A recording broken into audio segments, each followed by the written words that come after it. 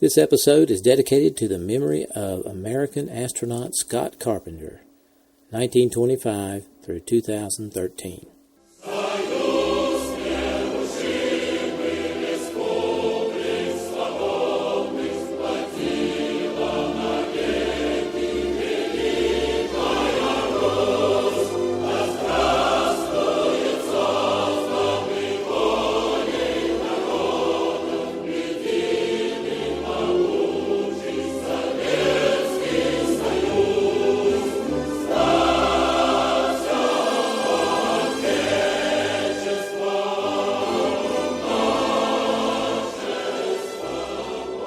Hello and welcome. This is Michael Annis, and you're listening to episode 34 of the Space Rocket History Podcast.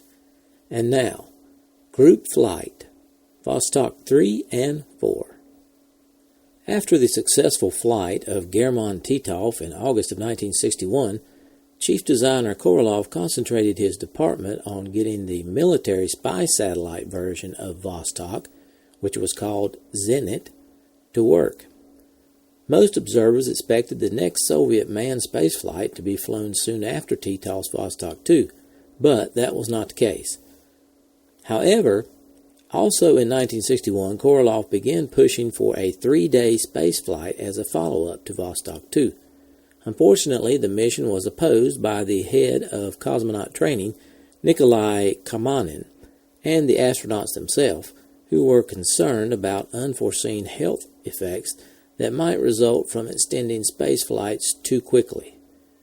Discussions had also been held about having a group flight as well, which meant flying more than one Vostok into orbit at the same time. Initially, the idea was to fly 3 spacecraft, but soon a consensus was reached to fly 2 vehicles. In February of 1962, the U.S. put John Glenn into orbit. This prompted Soviet leadership to suddenly ask Korolev to launch the next space spectacular promptly. To make this mission truly spectacular, the Soviets eventually decided to launch a group flight of 2 Vostoks lasting up to 3 days. The official purpose of the mission was to determine the ability of the human body to function in conditions of weightlessness and test the endurance of the Vostok 3Ka spacecraft over longer flights. Another objective was the study of how the reactions of 2 cosmonauts might differ during a series of tests under similar circumstances. The close orbits and near rendezvous of the 2 spacecraft would keep the number of variables to a minimum, allowing for the measurement of individual differences in adaptation to spaceflight. The Vostok 3 and 4 spacecraft were 3Kas, essentially the same as the one used for Vostok 2, except Vostok 3 and 4 both were upgraded to increase the volume of information collected about the flight conditions and the crew, and they also had better communications equipment. The launch vehicle for both Vostok 3 and 4 was the same type used for Vostok 2, an 8K-72K. Cosmonaut selection for the mission had begun in February of 1962. Kamanin narrowed the team down to Nikolaev, Popovich, Nelyubov, and Bykovsky. Eventually, it would be Nikolaev in Vostok 3 and Bykovsky as his backup, and Popovich in Vostok 4 with Nelyubov as his backup. The launch was planned for March 10th through 12th. But in February of 1962, Korolev was having problems with the Zenit spy satellite, and to make matters worse, there was only one operational launch pad at Baikonur for the large 8K-72 type launch vehicles that Zenit and Vostok both required.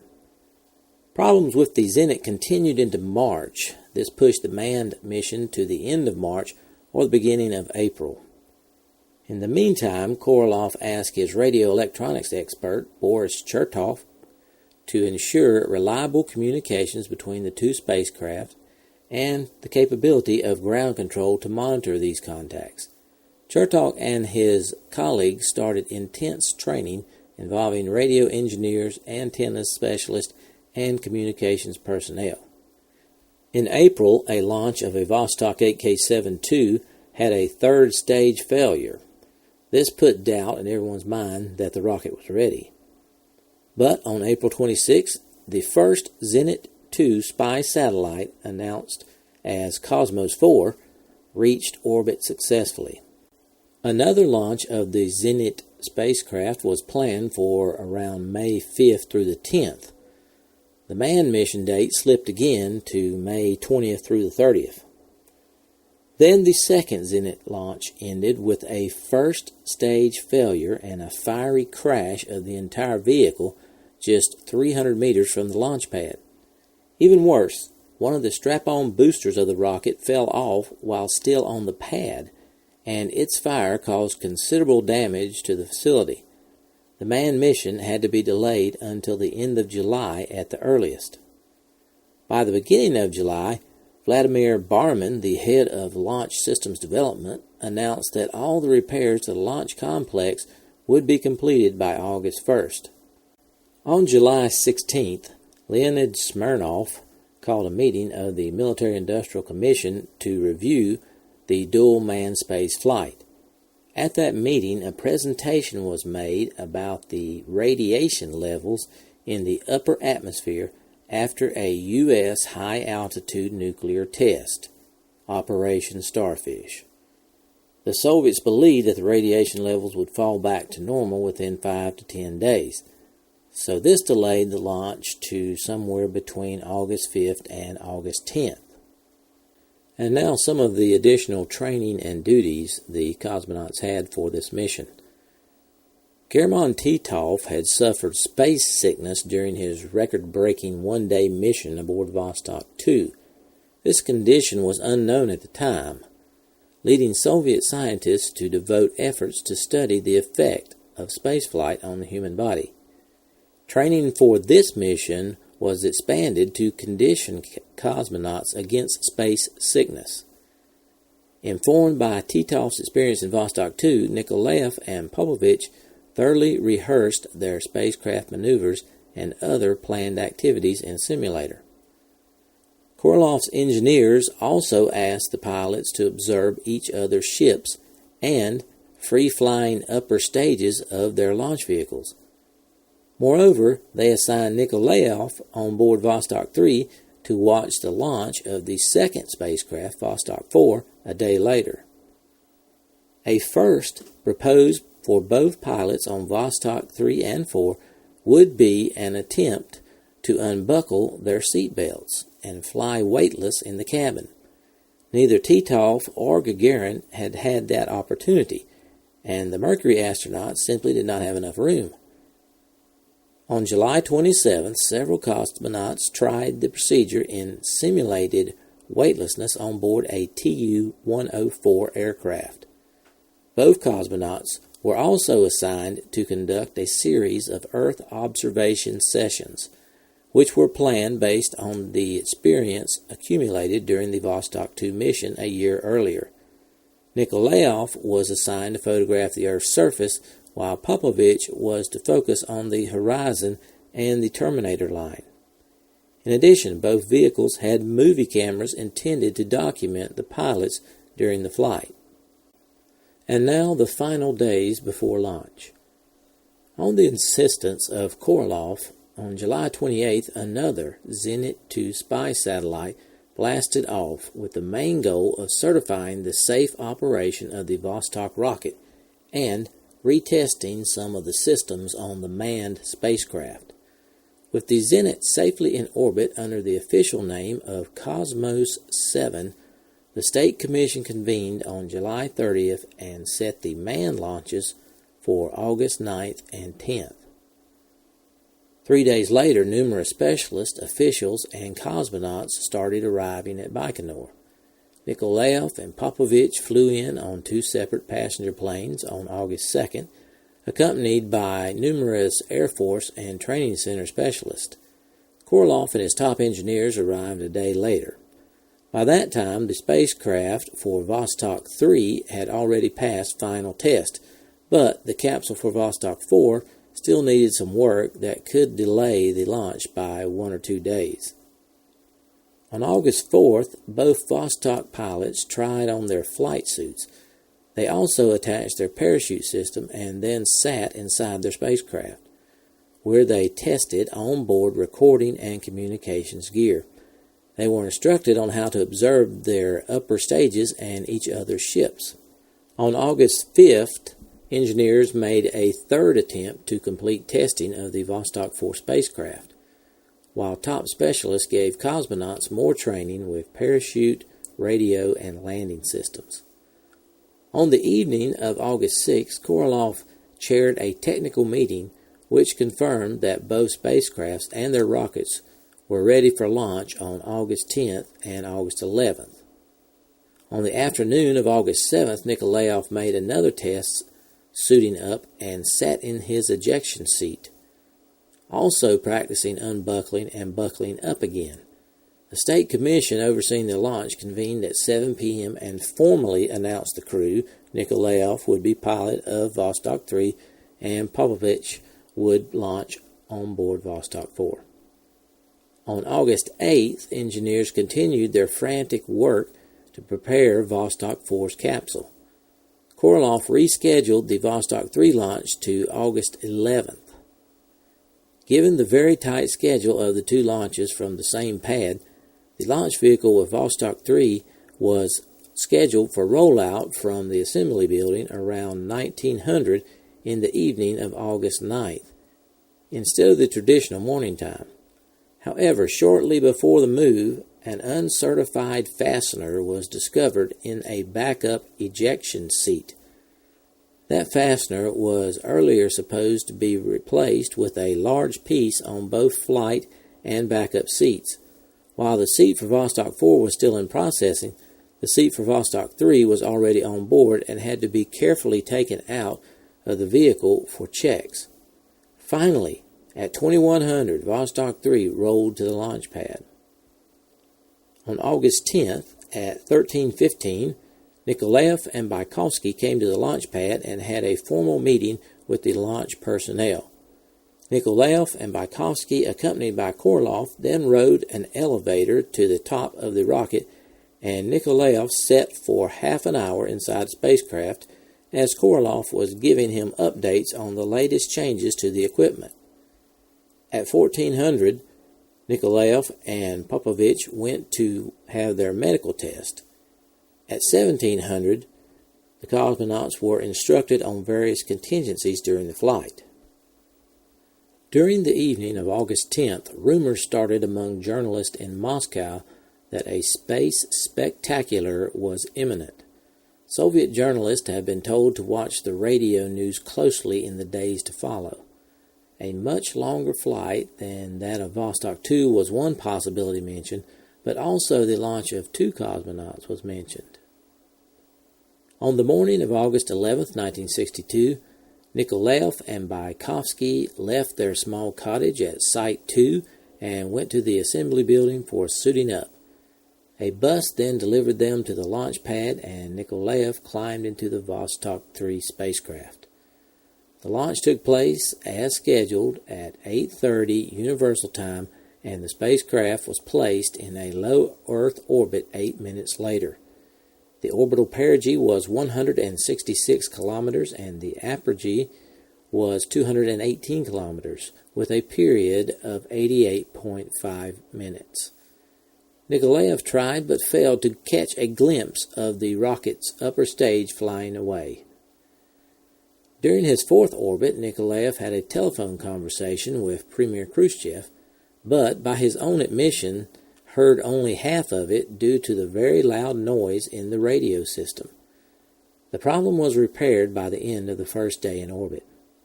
Later in the first day, Korolev very carefully unbuckled from his seat and floated around the cabin, easily practicing his radio and using a film camera. He would eventually fly free for 4 times during his mission. Back at Baikonur, Vostok 4 launched less than 24 hours after Vostok 3 at 8:08 Universal Time on August 12th. Both vehicles were launched from the same launch pad within 0.5 seconds from the scheduled time, a huge achievement in itself. Vostok 4 was placed in a low Earth orbit with a perigee of 159 kilometers and an apogee of 211 kilometers. The orbital period was 88.2 minutes. On Vostok 3, Korolev oriented his spacecraft in order to monitor the liftoff of Vostok 4, but unfortunately he could not see the launch. Yet, Korolev reported that while flying over Turkey, he had an excellent opportunity to watch cities and easily distinguished airport runways, ships at sea, and roads and piers. As Vostok 4 completed 29 orbits, telemetry showed that temperature on board the spacecraft fell from 27 degrees C at launch to 13 degrees C and remained at that level until orbit 36. Data also showed that during the 10 night orbits, the vehicle's onboard telemetry system was not working at all. Also, there was some confusion in the West about the capability of the Vostok spacecraft. Data on the two spacecraft orbital parameters that were released periodically by Soviet news agency TASS seemed to indicate a change in Vostok 3's orbital trajectory within 10 hours of Vostok 4's launch, leading to the speculation that Vostok 3 modified its orbit to bring it closer to Vostok 4. Of course, the Vostok spacecrafts were unable to modify their orbit. The close distance was achieved by precise timing of the launch and the accuracy of the launch vehicle. Plans were for the spacecraft to approach as close as 5 kilometers, but the closest distance achieved was 6.5. At the start of Vostok 3's 33rd orbit, this distance had diverged to 850 kilometers and to 2,850 kilometers at the start of the 64th orbit. Korolev and Popovich made contact with one another via shortwave radio soon after their spacecrafts approached one another. They would maintain regular ship-to-ship communications over the course of their mission in addition to their contact with the ground. This was the first ship-to-ship communications in space, as well as the first time more than one manned spacecraft was in orbit at the same time, giving Soviet mission controllers the opportunity to learn to manage this scenario. Both Korolev and Popovich spent time out of their seats each day, conducting a series of tests to determine their ability to maneuver and work in conditions of weightlessness. Each test was said to last about 1 hour. The physical and mental state of the cosmonauts was monitored. Biometric sensors relayed the cosmonauts' vital statistics to the ground. The cosmonauts' behavior and coordination was observed via cabin-mounted video camera, and the cosmonauts' ability to perform various operations in coordination with ground controllers was considered. The cosmonauts' speech was monitored both by controllers on the ground and one another. The results of the test were deemed positive evidence of the ability of humans to function and work over long periods in microgravity. Attention was also paid to the cosmonauts' ability to sleep, and their vital signs were monitored during their sleep periods. Korolev reported that he slept well, but always woke after only 6 hours of his scheduled 8-hour sleep period. On August 13th, a greeting to the Scandinavian peoples was sent from Vostok 3. At 1338 Universal Time, it was picked up in Danderyd outside Stockholm. The message read, "From the Soviet spaceship Vostok 3, I am sending greetings and the best wishes to the Scandinavian peoples." On August 14th, Korolev and Popovich woke up around 0400 Moscow time. Soon a ground station near Khabarovsk relayed a message from Korolev, quote, "Feeling great, flying according to program," end quote. Similar information came from Popovich. With the good news, the State Commission convened at 0700 with an agenda to schedule the Vostok 3 mission landing during its 65th orbit after 4 days, with Vostok 4 returning after 3 days and 49 orbits. The next day, August 15th, upon waking up at 0400, Popovich in Vostok 4 assured ground control that he was in excellent health, but the temperature decline in the cabin was worrying him. Steps he had taken to alleviate the problem did not have any effects. Kamanin, who had spent the whole night monitoring the situation and querying various specialists, was now upset and demanding a landing. The State Commission started work at 0700 in the morning. By that time, ground control had received information that the temperature on board Vostok 4 had fallen to just 10 degrees C, and the humidity had declined to 35%, prompting the medical team also to demand an immediate landing. Now, Keldysh, Kamanin, Rudenko all voted for bringing back Vostok 4 to Earth during the originally planned 49th orbit. However, Smirnov and other officials who had just gotten approval from Khrushchev for a 4-day flight felt embarrassed to return the ship after less than 3 days. They were inclined to press ahead with the approved program. Finally, in the midst of the discussion, a radio message was delivered from Popovich, reporting the code word Groza, which means thunderstorm. In the glossary of code words used by the secretive Soviet space program, Groza meant a severe motion sickness reaching vomiting. Now practically everybody was demanding the immediate return of Vostok 4, which was just 40 minutes away from the point where the mission had to be committed to the re-entry in order to reach a planned landing site. However, Smirnov and Korolev still insisted on talking to Popovich first. Despite assurances from Popovich during the next communication session that he had only seen a meteorological thunderstorm and he was not vomiting, the majority still voted to bring Vostok 4 down at the original landing time after 3 days. After a flight of 4 days for Vostok 3 and 3 days for Vostok 4, it was time to land. Korolev fired his retro-rocket pack and returned to Earth on August 15, 1962, landing at 6:52 Universal Time north of Lake Balkhash in Kazakhstan. His landing site was strewn with rocks, but he was lucky enough to find a small spot free of obstacles. 6 minutes later, Popovich touched down 305 kilometers to the west in very windy conditions. As usual, both cosmonauts ejected from their capsules and descended with their own parachutes.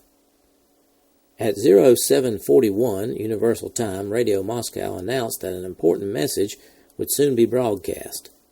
And 7 minutes later, Yuri Leviton's booming voice was heard announcing the landing of both spaceships.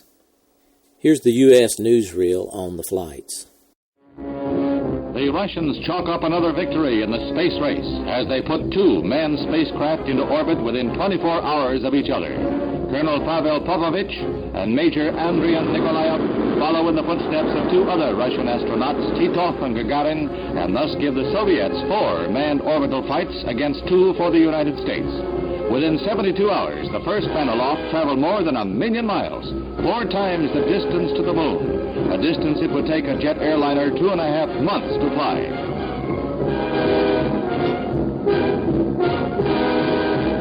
As Vostok 3 orbited, Vostok 4 followed on its heels, at one time within 75 miles, proving that a contact in outer space was possible. Tracking stations indicate that there is little doubt of the success of the Russian feat, that is seen as 2 years ahead of the U.S. effort. The Soviets made the most of the flight in their worldwide propaganda and televised pictures of the astronauts from outer space. Naturally, there was jubilation in Russia, and the crowds followed the progress of the new heroes in Red Square. The Vostok 3 mission lasted 94 hours, and the Vostok 4 mission lasted 71 hours. The Soviet manned spaceflight record exceeded John Glenn's brief mission by 60 orbits. Both cosmonauts fared well in microgravity and proved that humans could work in that environment. The simultaneous flight of 2 Vostok spacecraft and their proximity in orbit prompted some speculations in the West that the Soviets already mastered the rendezvous technique. Of course, TASS never bothered to clarify that the Vostok had no orbital correction capabilities. And finally, during one of the close rendezvous, Nikolaev was able to sight Popovich in Vostok 4. All in all, another great success for the Soviet Union space program and more political ammunition for Khrushchev.